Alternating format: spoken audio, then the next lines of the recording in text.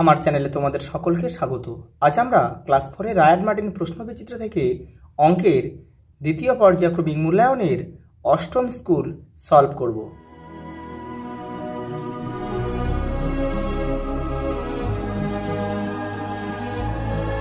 দেখো 8 নম্বর স্কুল। দেখো তরল মাপার এককের নাম হলো লিটার।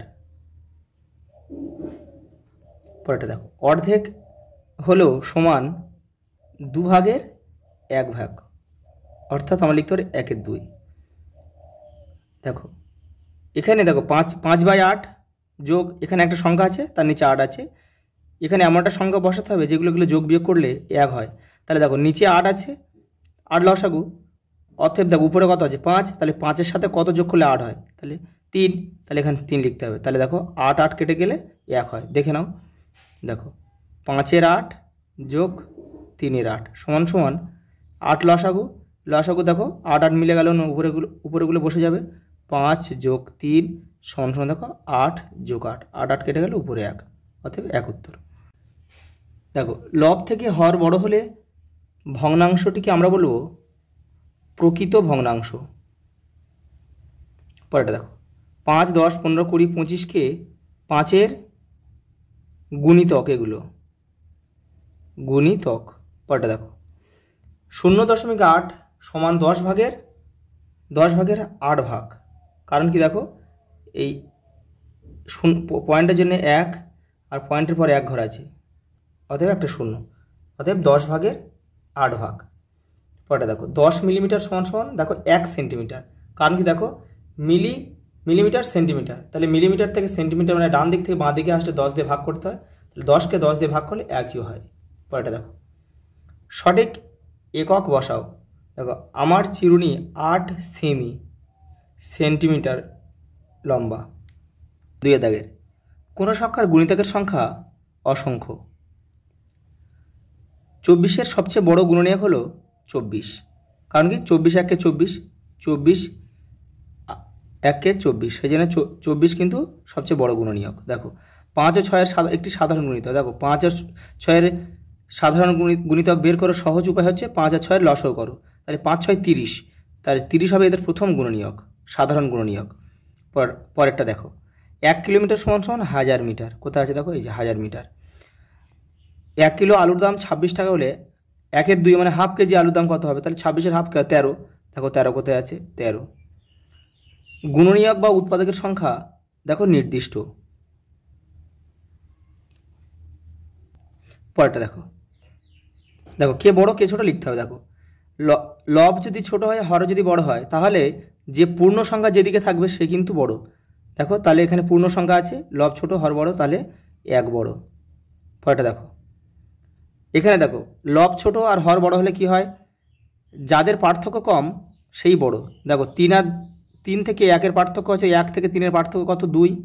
আর এখানে দেখো 5 থেকে 1-এর পার্থক্য কত, 4, তাহলে 1/3 বড়। পরেরটা দেখো পূর্ণ সংখ্যা আছে মানে দেখো লব ছোট হর বড়, আর এদিকে পূর্ণ সংখ্যা আছে, তাহলে অবশ্যই পূর্ণ সংখ্যাটা বড় হবে। পরেরটা দেখো যোগফল নির্ণয় করো। দেখো এখানে নিচের সব সংখ্যা 1 আছে, তা অতএব আমাদের লসাগু হবে 9, আর উপরেগুলো নিচেরগুলো মিলে গেলে দেখো উপরেগুলো বসে যাবে, তাহলে 1 2 আর 6, তাহলে 6 2 8 আর 9, তাহলে 9/9, তাহলে 9/9 কেটে গেল 1 সমান সমান 1 উত্তর। তাহলে এটা 1 উত্তর হবে। দেখো 8-এর 4টি অশূন্য গুণিতক লেখো, মানে যে গুণিতকের সাথে শূন্য থাকবে না। তাহলে আমরা কি লিখতে পারি, 8-এর বলেছি, তাহলে 8-এর 8 গুণে 16, 3 8 24, 4 8 32, 5 8 40 হবে না, কারণ কি 40-এর শূন্য আছে, তাহলে 5 8 40, 6 8 48 লিখবো আমরা। পরেরটা দেখো কোনো একটি জিনিসের সমান 3 ভাগ করে ওই 3 ভাগ নেওয়াকে কি বলা হয়, তার মানে কি 3 ভাগ করে আবার সেই 3 ভাগটা পুরোটাই নিয়ে নেওয়া হয়েছে, তাহলে সেটাকে আমরা বলবো সম্পূর্ণ অংশ। পরেরটা দেখো লিটার ও মিলিলিটারের মধ্যে সম্পর্ক কি। দেখো লিটার থেকে লিটার, ডেসি, সেন্টিমিলি, অর্থাৎ 4 ঘর, তাহলে 4 ঘর মানে একটা 1 আর 3টে 0 মানে 1000-এর সম্পর্ক। দেখো 0.2 অংশ ছবিতে প্রকাশ করে দেখাও। তাহলে 0.2টা কত হচ্ছে আগে দেখি। 0.2 হচ্ছে মানে আমাদের পয়েন্টের জন্য 1 আর পয়েন্টের পরে 1 ঘর আছে, একটা 0, অতএব 10 ভাগের 2 ভাগ, অর্থাৎ একটা ছবি আঁকতে হবে যার 10টা ঘর থাকবে। দেখো 2, 4টে ঘর হলো, 6টা ঘর হলো, দেখো কটা হলো হচ্ছে, দেখো 1 2 3 4 5 6 7 8, এই 10টা ঘর হলো। তো 10টা ঘরের মধ্যে যে কোনো দুটো ঘর রং করে দাও, এই ঘরটা করে দাও আর এই ঘরটা করে দাও।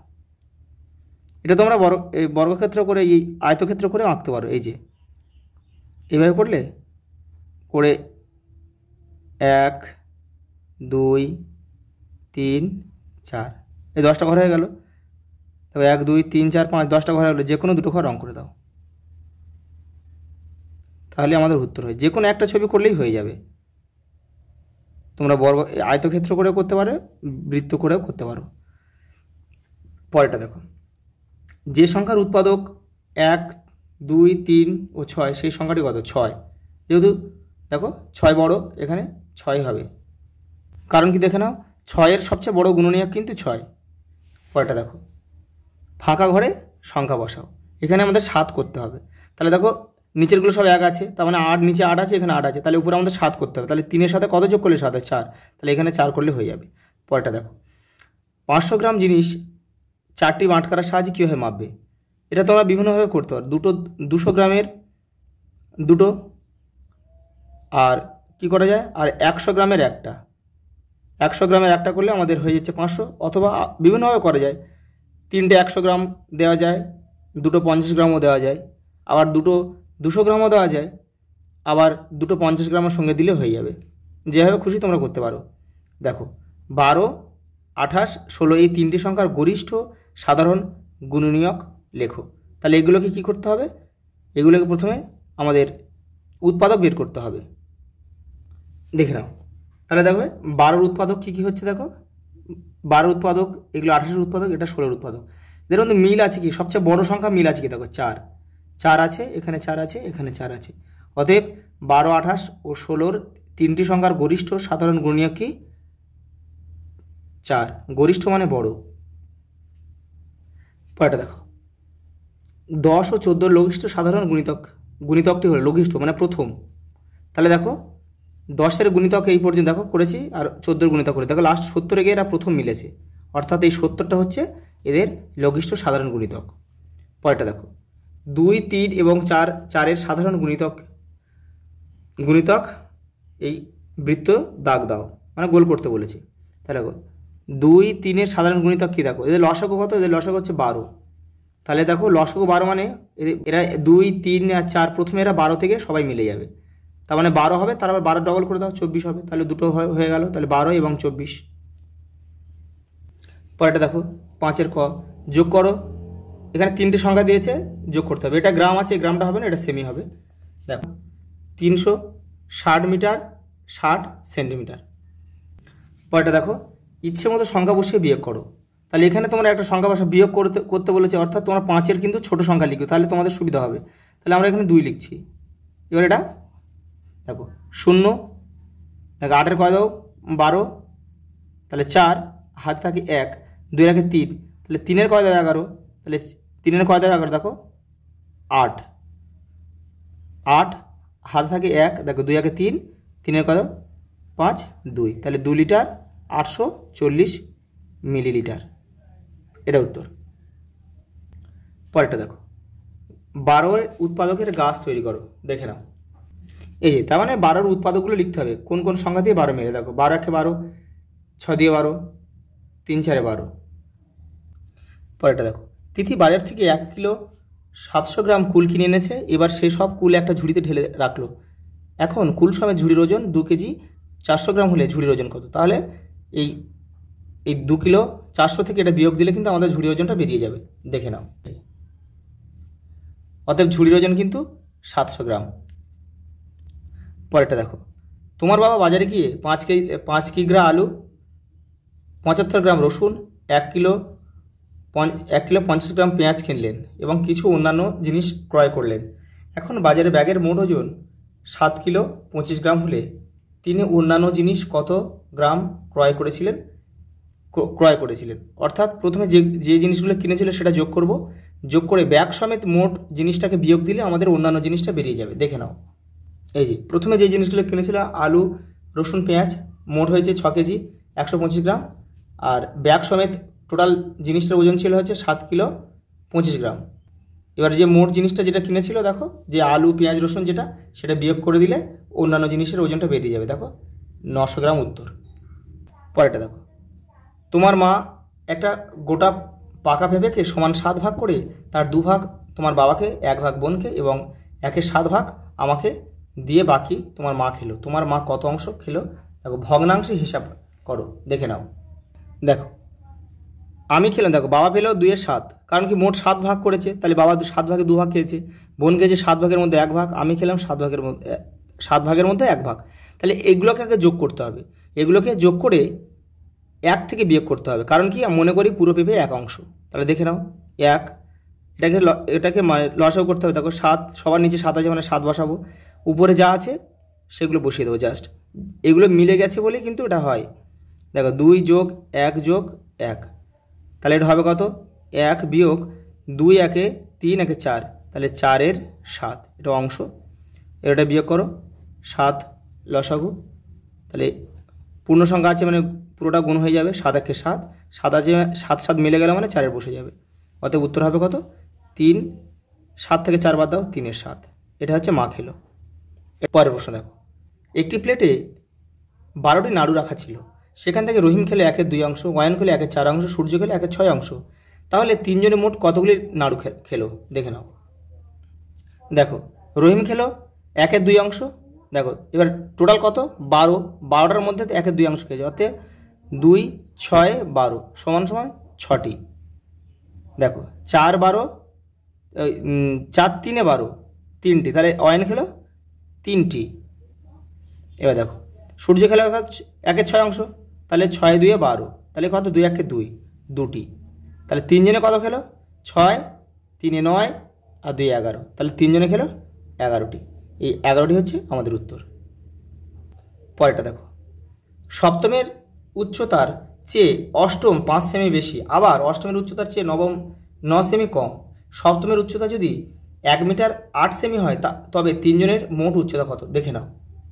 দেখো সপ্তমের উচ্চতাটা দেওয়া আছে 1 মিটার 8 সেন্টিমিটার, আর অষ্টমের উচ্চতা কত বলেছে? সপ্তমের চেয়ে 5 সেমি বেশি, তাহলে আমরা দেখো সপ্তমের চেয়ে 5 সেমি বেশি লিখে দিলাম। তাহলে অষ্টমের বয়স হলো কত? 1 মিটার 13 সেন্টিমিটার। আবার দেখো নবমের বয়স কত বলেছে? অষ্টমের থেকে 9 সেমি কম, তাহলে অষ্টমের বয়স কত? 1 মিটার 13 সেমি, তার থেকে 9 সেমি বাদ দিতে হবে, তাহলে বাদ দিলাম। দেখো নবমের বয়স হয়ে গেল 1 মিটার 4 সেমি। এবার দেখো তিনজনের বয়সে যোগ করে দিলে উত্তর হয়ে যাবে। দেখো তিনজনের মোট বয়স কত? দেখো তিনজনের মোট বয়সে যোগ করে দিলে হয়ে যাবে। দেখো তাহলে 8 আর 3 11, 11 4, দেখো 15 5, হাতে থেকে 1, তাহলে 1 আর 1 2, এটা হবে সেমি হবে, হাতে কিছু নেই, এটা মিটার হবে, জাস্ট 3, তাহলে 3 মিটার 25 সেন্টিমিটার তিনজনের মোট উচ্চতা। পরেরটা দেখো, এক গোয়ালা তার দুধের পাত্রে 2 লিটার 35 মিলিলিটার জল মিশিয়ে প্রথম বাড়িতে 3 লিটার, দ্বিতীয় বাড়িতে 3 লিটার 12 মিলিলিটার জল মিশ্রিত দুধ দিলে দুধের পাত্র খালি হয়। ওই দুধের পাত্রে জল মেশানোর আগে কত দুধ ছিল? দেখো প্রথম আর দ্বিতীয় বাড়িতে যে দুধটা দিয়েছে সেটা আগে যোগ করতে হবে, যোগ করে যে উত্তরটা হবে সেটা থেকে এই 2 লিটার 35 মিলিলিটার জলটা বিয়োগ করলেই কিন্তু আমাদের প্রকৃত দুধের পরিমাণটা বেরিয়ে যাবে। দেখে নাও, এই যে প্রথম বাড়ি আর দ্বিতীয় বাড়ির দুধের পরিমাণ 6 লিটার 12 মিলিলিটার। আর দেখো তাহলে আমাদের খাঁটি দুধ কত ছিল? দেখো 6 লিটার 12 মিলিলিটার থেকে দেখো এই 2 লিটার 35 মিলিলিটার বিয়োগ করলে উত্তরটা হয়ে যাবে। এখানে একটা জিনিস দেখে নাও, এখানে দেখো দুটো করে সংখ্যা আছে, কিন্তু আমরা যখন লিটার আর মিলিলিটার লিখছি তখন কিন্তু আমাদের 3টে সংখ্যা করে নিতে হবে, নাহলে কিন্তু অঙ্কটা তোমরা করতে পারবে না, অঙ্কটা কিন্তু ভুল হয়ে যাবে। কারণ দেখো লিটার থেকে মিলিলিটার সম্পর্ক কিন্তু আমাদের হাজারের, সেই জন্য আমাদের এখানে 3টে সংখ্যা লিখতেই হবে। এখানেও কিন্তু সেই একই হয়েছে, এটা যোগ বলে অসুবিধা হয়নি, কিন্তু এটা বিয়োগ থাকলে কিন্তু সমস্যাটা হবে, সেই জন্য কিন্তু তোমাদের একটা শূন্য কিন্তু করে নিতে হবে। দেখে নাও, তবু দেখে নাও বিষয়টা কী হচ্ছে। দেখো 5-এর কয় দাও 12, দেখো 7, হাতে থাকে 1 1, তাহলে 3 এর 4, 4-এর কয় দাও 11, দেখো 7 দাও 11, তাহলে 7 বসালে হাতে থাকে 1, তাহলে এখানে যদি তোমরা শূন্য না বসাও তাহলে হাতের একটা কিন্তু এপারে চলে আসবে, তাহলে অঙ্কটা ভুল হয়ে যাবে। সেই জন্য এখানে শূন্যটা তোমাদের বসাতেই হবে।